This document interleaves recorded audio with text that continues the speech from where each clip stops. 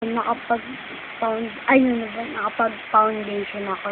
So, ayun, eyeshadow na tayo. So, kulay pink, kasabay kulay pink.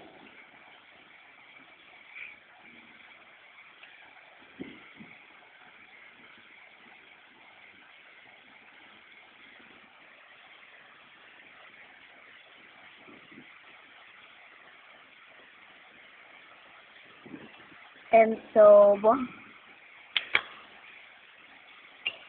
saman po natin ito.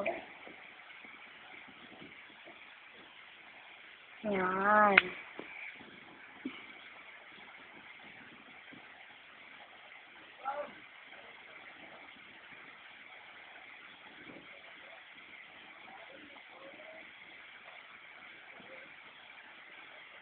Yan.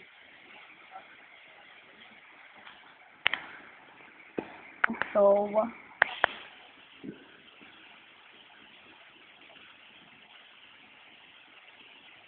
pink.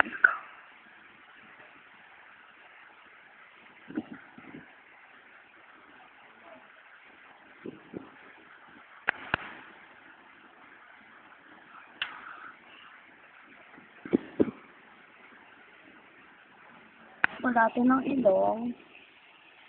Ano daw? Papatangusin pa natin ang ilong natin. Okay.